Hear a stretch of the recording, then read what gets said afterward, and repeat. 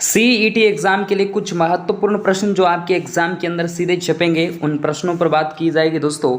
और अच्छे अच्छे क्वेश्चन सीधे एग्जाम्स के अंदर आपके देखने को मिल जाएंगे। वीडियो को पूरा पैसेंस बना के देखना, धैर्य बनाकर देखना दोस्तों, नहीं तो देख लेना दोस्तों। क्वेश्चंस जरूरी है, इंपॉर्टेंट है, पिछली भर्तियों के अंदर क्वेश्चन पूछे गए हैं।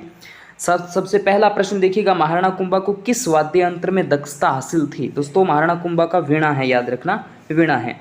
रावण हत्था निम्न में से किसका बना होता है? नारियल, अधकटे नारियल की कटोरी से बना होता है।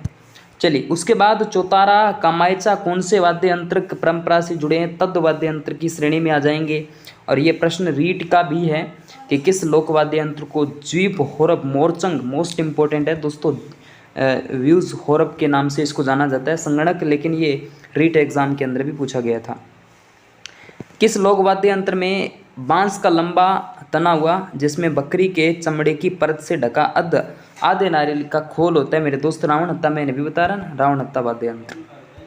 चलिए लोक वाद्य यंत्र जिसका निर्माण अधकटे नारियल की कटोरी से होता है दोस्तों, रावण हत्था, अभी मैंने बताया था आपको। उसके बाद तार लगा वाद्य यंत्र जंतर है, तार से बना जो वाद्य यंत्र है। चार बेंत जो राजस्थान में प्रचलित लोक गायन शैली है, ये टोंक जिले की प्रसिद्ध है, याद रखना टोंक की है।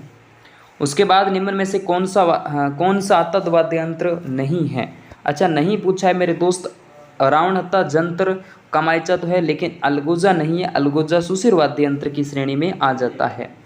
निम्न में से कौन सा वाद्य यंत्र राजस्थान में 13 ताली नृत्य में काम नहीं आता? डेरू नहीं आता। 13 ताली नृत्य में काम डेरू कैसे आएगा? डेरू किसका है? तो गोगा जी का वाद्य यंत्र। टामक का संबंध मेवात प्रदेश से रहेगा, मेवात प्रदेश, पीटीआई भर्ती का प्रश्न है। मोरचंग वाद्य यंत्र रहेगा बिल्कुल। राजस्थान के पुरुष पखावज वादक है पंडित पुरुषोत्तम दास, मोस्ट इंपोर्टेंट है। निम्न में से तद्ध वाद्य यंत्र नहीं है, रवाज तो है, चौतारा भी है, सतारा नहीं है और जंतर तो है। तद्ध वाद्य यंत्र तार लगा वाद्य यंत्र, सतारा नहीं है। जेल प्रहरी। उसके बाद कौन सा सुशिर वाद्य यंत्र नहीं है मेरे दोस्त? अलगोजा सुशिर है, सतारा सुशिर है, मोरचंग है और सुरमंडल जो है वो नहीं है। ठीक है, चलिए नेक्स्ट अगला प्रश्न, सुरमंडल एक तद्ध वाद्य यंत्र की श्रेणी में आ जाता है। निम्न में से कौन सा वाद्य यंत्र तद्ध वाद्य यंत्र नहीं है? ये देखो अलगोजा, अलगोजा नहीं है, अलगोजा सुशिर वाद्य यंत्र की श्रेणी में आता है। कमायचा जंत्र रावण हत्था है, अलगोजा मैंने बताया सुशिर वाद्य यंत्र की श्रेणी में आ जाता है। मांड गायिका कौन था दोस्तों? गौरी देवी का नाम आ जाता है मांड गायिका रूप में। अगला प्रश्न देखिएगा, राजस्थान की सबसे लोकप्रिय फड़ आपसे पूछे तो पाबूजी महाराज की फड़ जो है सबसे लोकप्रिय फड़ मानी जाती है। राजस्थान के प्रसिद्ध बखावत वादक कौन है जिन्होंने भारत सरकार द्वारा पद्मश्री से नवाजा जा चुका है दोस्त?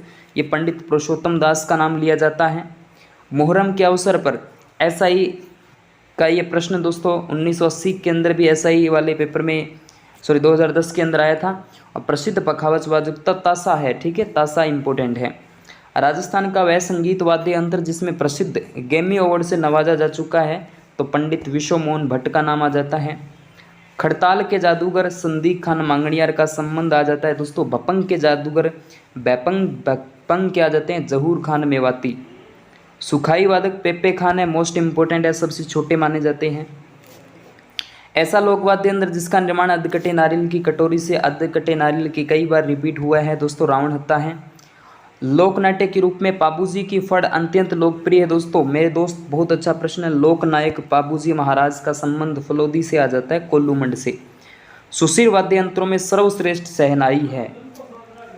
पुष्कर के प्रसिद्ध नगाड़ा वादक रामकिशन हैं, रामकिशन पुष्कर।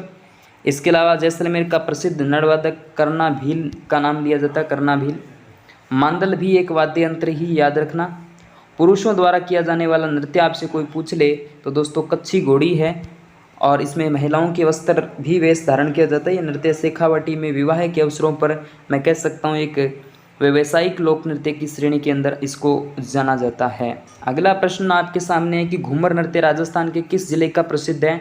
जयपुर जिले का है। कच्छी घोड़ी नृत्य किस क्षेत्र में ज़्यादातर प्रचलित है? तो शेखावाटी क्षेत्र में है।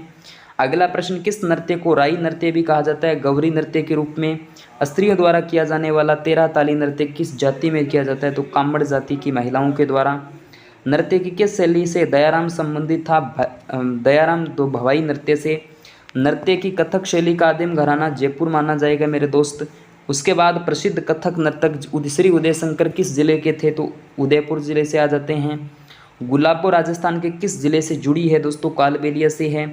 किस संप्रदाय के अनुयायी धधकते अंगारों पर नृत्य करते हैं, तो जसनाथी संप्रदाय के लोग धधकते अंगारों के बीच नृत्य करते हैं। उसके बाद राजस्थान में लोक नाट्य की सबसे प्राचीन जो लोकप्रिय विद्या है ख्याल मानी जाएगी। बिलों का प्रसिद्ध लोक नाट्य जो विष्णु और भस्मासुर की कथा पर आधारित है, दोस्तों गौरी और राई का नाम लिया जाता है। गोमा, मीणा, कालू, कीर, कान गुजरी, मियावड़ और नाहर, ये दोस्तों क्या है, छोटी छोटी नाटिकाएं जिसका मंथन किया जाता है गौरी उत्सव गौरी लोक नाट्य के अंदर।